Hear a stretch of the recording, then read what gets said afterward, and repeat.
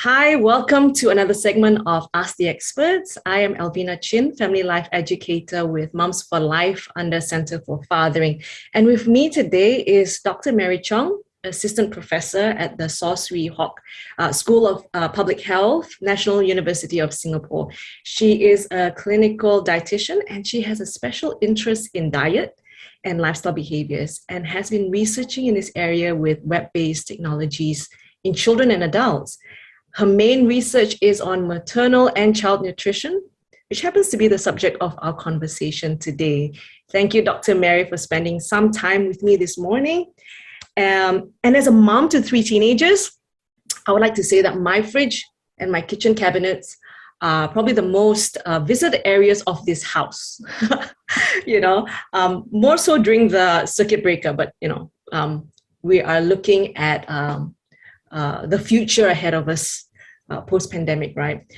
So while weekly grocery shopping means restocking, I'm also very mindful about what I buy because I know that it will end up being what my family snacks on and what everyone eats at meal times. So as a parent, I recognize how important it is to encourage healthy eating habits as a family. And it's great that with your main research on maternal and child nutrition, we are here to look at our role as mothers in building the foundation of our child's healthy growth, from conception onwards.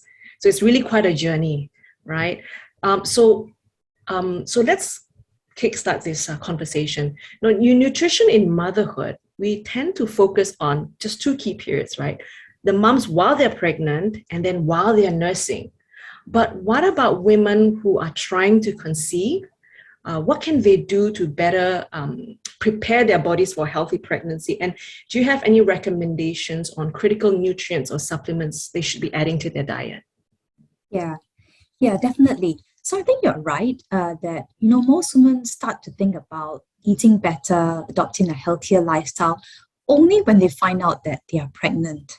However, by then, they actually may be a bit too late because we know that, out there, only about 40% of pregnancies are unplanned.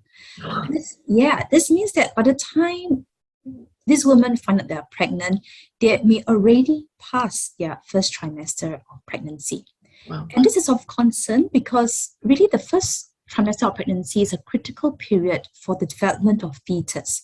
Because this is the period where most of the key organs of the fetus are formed. For example, the heart, the nervous system, sensory organs like limbs, hands, ears. So any nutrient deficiencies or nutrient excesses by the mother can actually interfere with the normal development of the fetus. Therefore, it's important for the mother to be actually adequately nourished right at the start of the pregnancy, or actually even earlier, to ensure that in the early stage of pregnancy, these nutrients are already there for the optimal development of the fetus.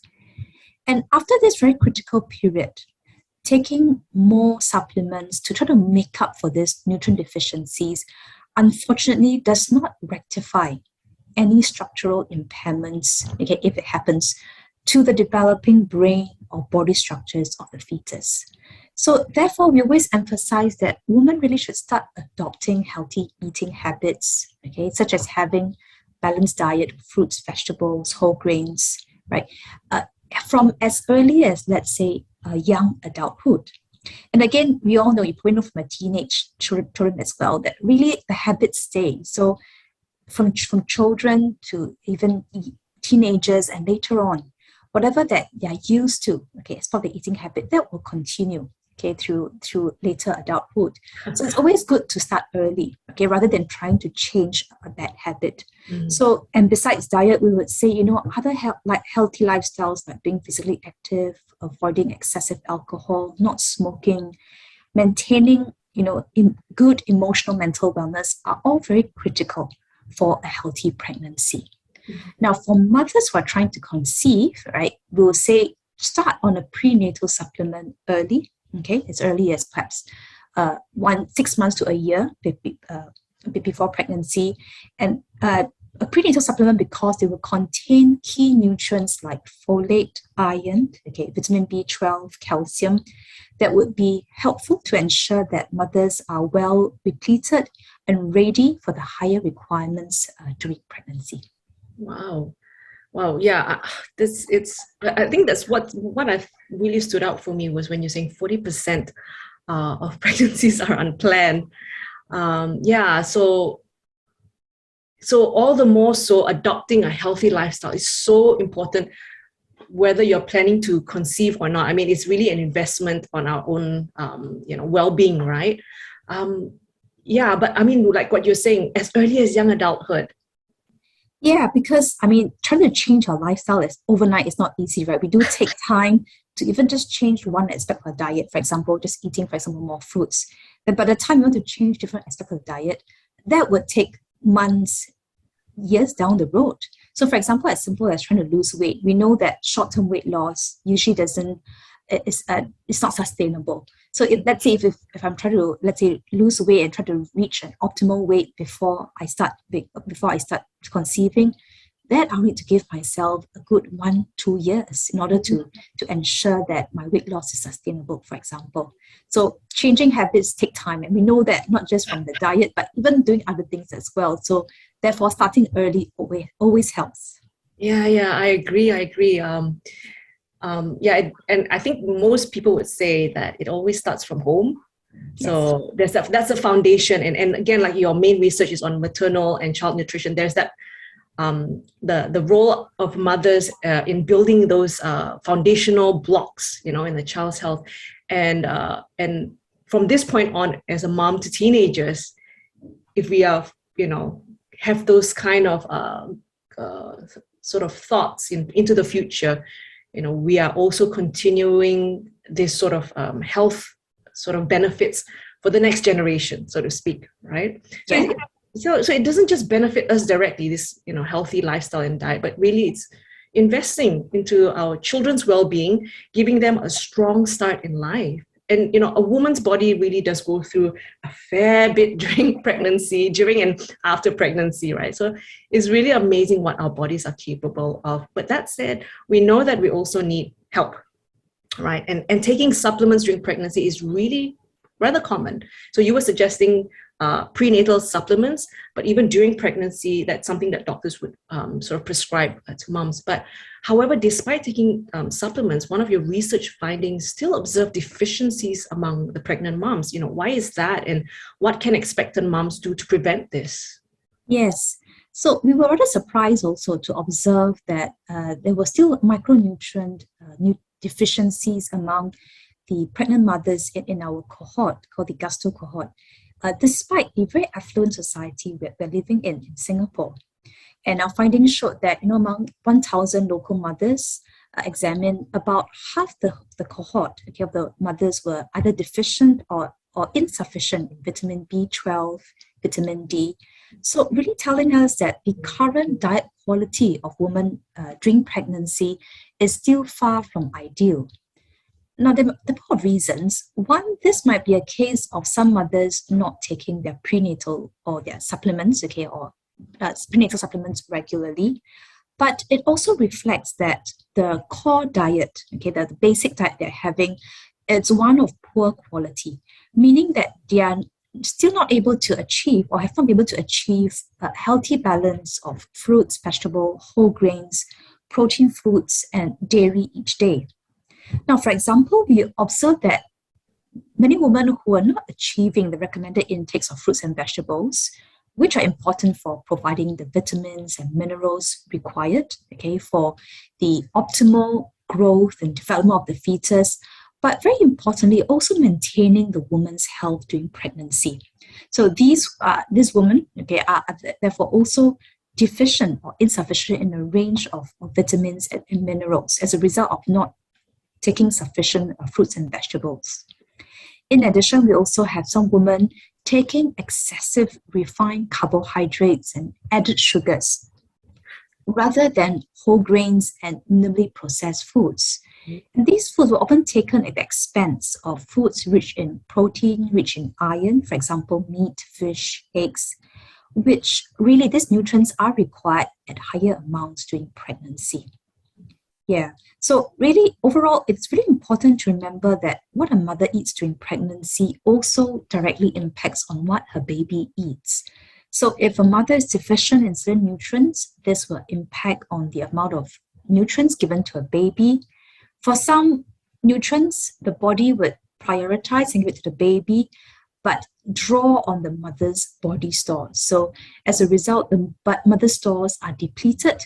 And while she may not see the impact now or when she's pregnant or after pregnancy, in later life as an older adult, okay, or when she's aging, she'll definitely feel that. So for example, we say calcium.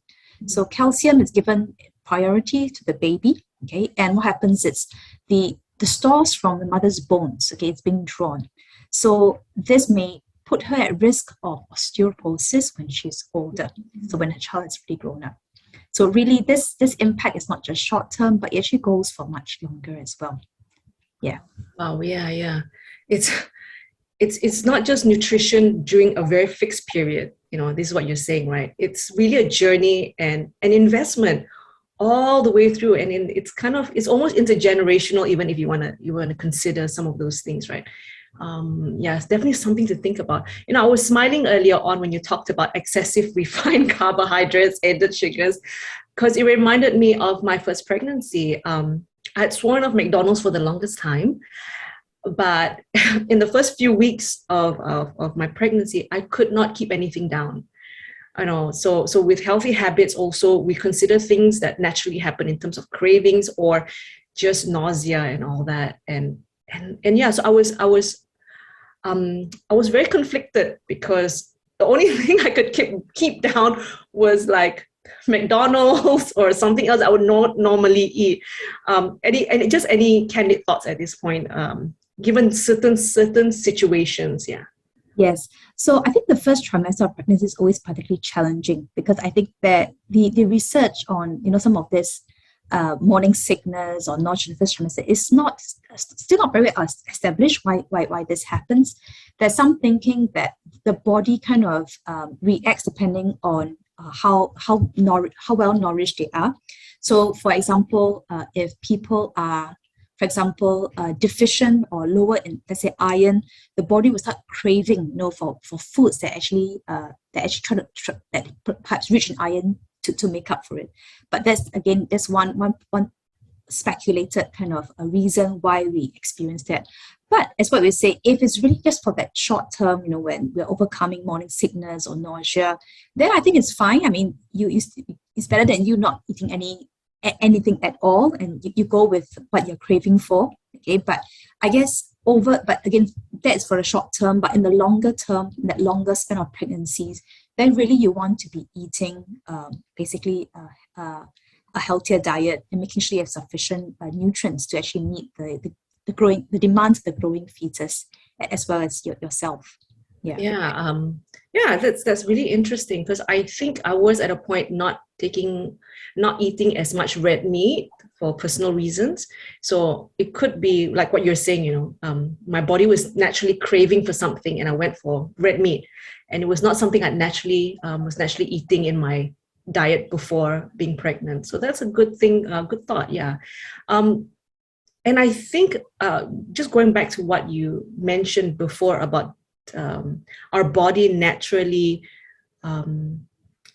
drawing from our personal reserves, right? Mm-hmm. So I think as moms, sometimes we forget, we are focused on the growing baby, but we fail to realize that if we don't keep up with the amount of nutrients that you were talking about, that the baby needs, like the baby and myself, we need a particular amount, right? And if I don't keep up with that, my body will naturally draw from my own personal reserves. So, I think it's so important that we keep that in mind as well.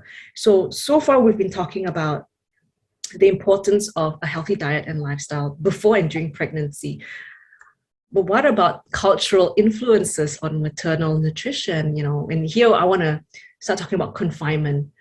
So confinement is really this familiar tradition in Asian culture, right? And it is an important time for the mom to recuperate and be well nourished.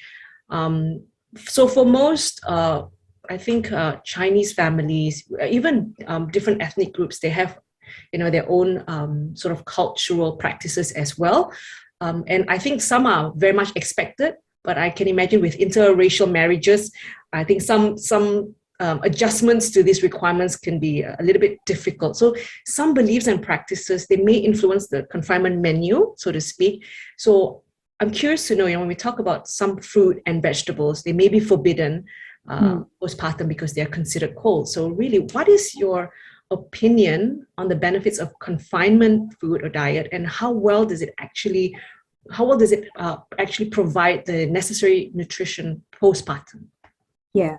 So we have also kind of went back to our research and also kind of asked mothers the kind of diets they're having now during post-delivery, because we were curious whether modern moms are also following the traditional confinement diet, or doing a bit of mix and match, where perhaps adopting some of the confinement food, but also following some of the modern kind of nutritional sciences. So I think if you go back to kind of where this confinement thinking comes from, it's really from traditional beliefs, cultural beliefs that pregnancy, it's considered a very hot state, right? But with blood loss after giving birth, the woman moves into a state of excess cold. So that whole yin-yang, whole cold, hot cold balance, okay, to achieve that, that's where it's traditionally recommended that people follow what we call confinement diet. But we know that modern moms, not all of them choose to follow traditional confinement diet, whether it's due to personal preference or just very practical reasons, right? If they can't get a professional confinement help, or if there are other children around, other members in the household, and it's just impossible to try to create a special confinement diet for one person while trying to feed the rest of the family. Now, in reality, really, if you look at the principles of the traditional confinement diet and that of the modern nutritional diet, of the modern nutritional kind of recommendations, they are not too different, okay, in terms of the concept of following a nutritious, well-balanced postpartum diet. So, in my opinion, even if you decide not to adopt the traditional confinement diet and just go with healthy eating principles, you really will not be missing out on the benefits that these confinement diets are supposed to confer. I think it's important to remember that many of these confinement practices are often backed by tradition and may or may not have very much solid scientific basis. And the key thing really, it comes from the idea that this is a time at postpartum for the woman to recover, to recuperate. Okay, and therefore foods like which are high in protein and iron and rich in iron are really encouraged, so to help replenish all this blood loss and to accelerate the recovery from the mother. So where things are a bit different between confinement diet and what we call modern nutritional science are maybe certain ingredients that have greater emphasis in the traditional confinement diet. So for example, what we call hot or warming ingredients like garlic and ginger, which are encouraged in confinement diets just to balance up, that yin-yang.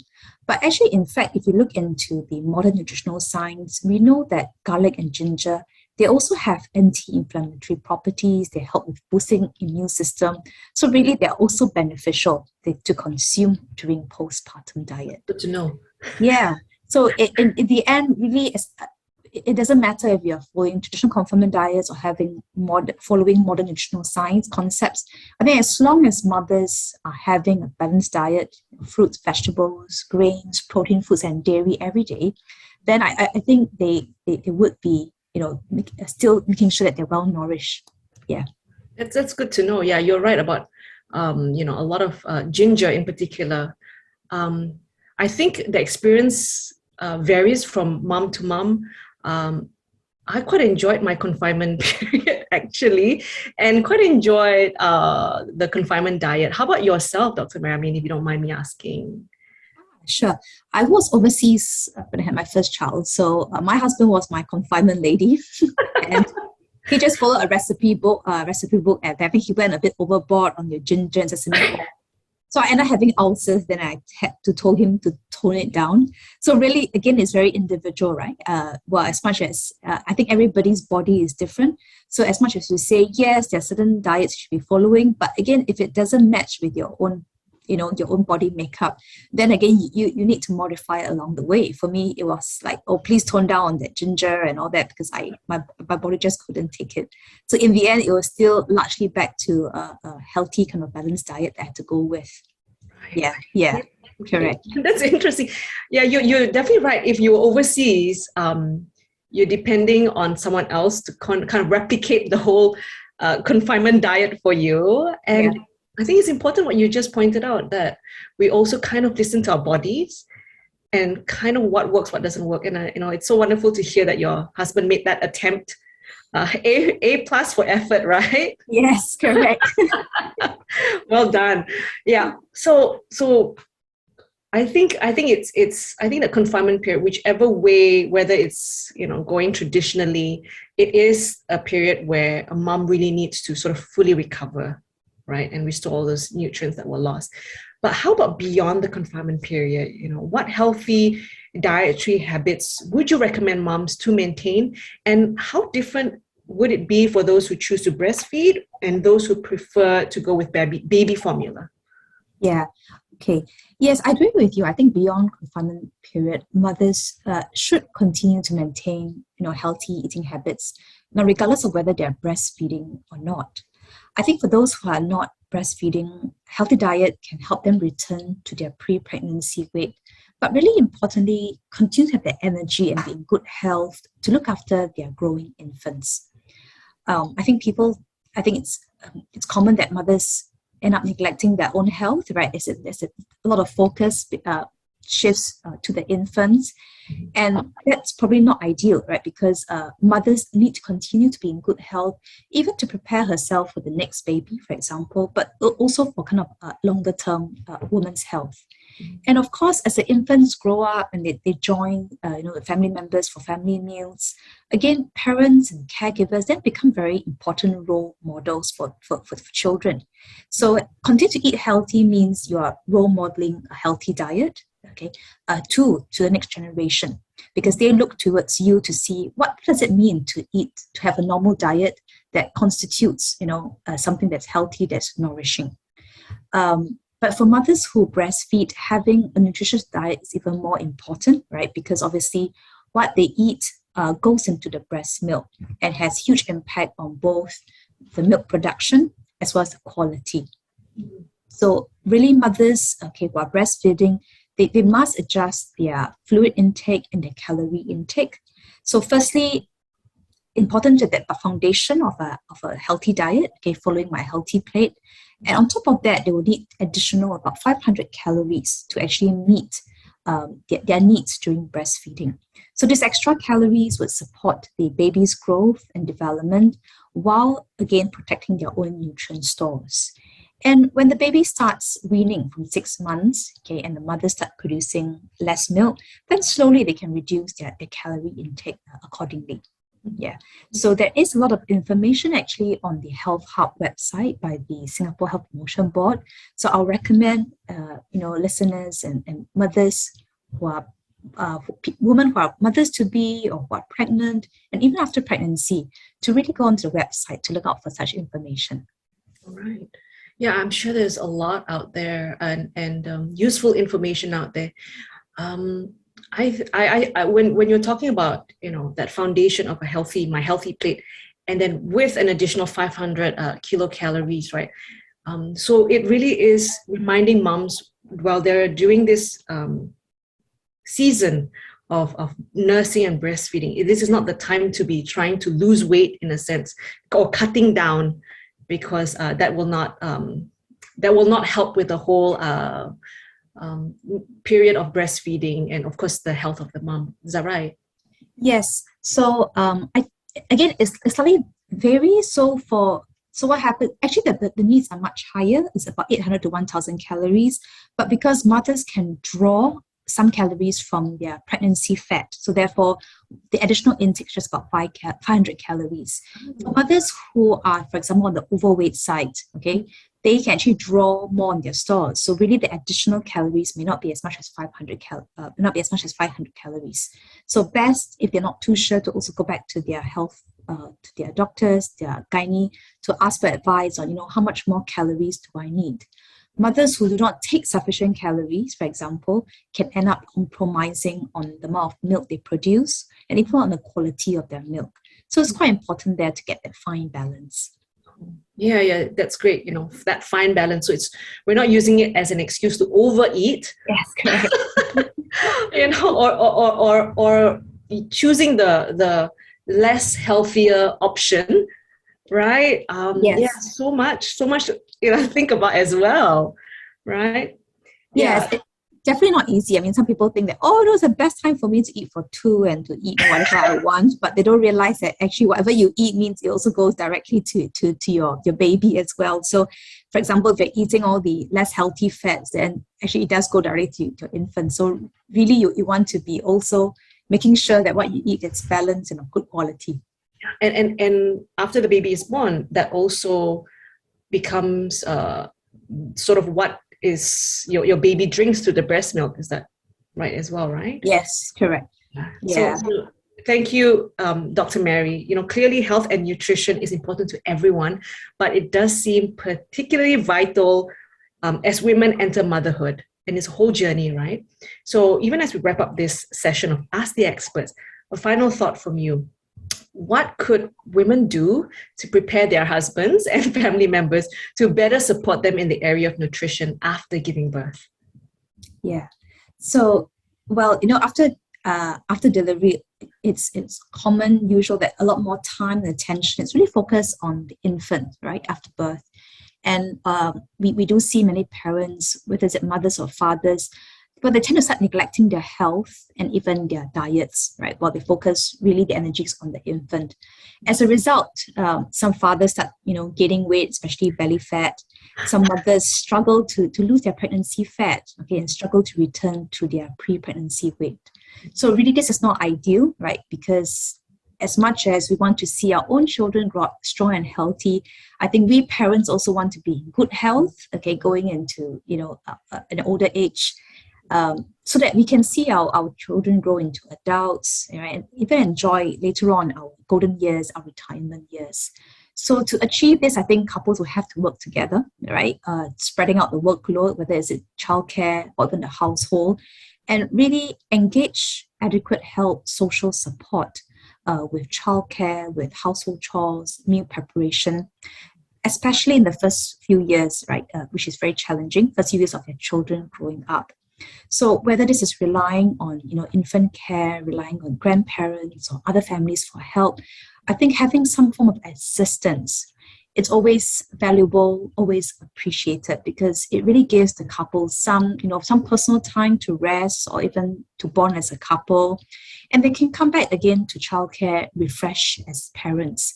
But also, if you think about it, it also gives the opportunity for children to learn to communicate, to bond with other people around them, not just their parents, and they grow up knowing that, the society, the environment is not just about their parents, but also people around that they can rely on.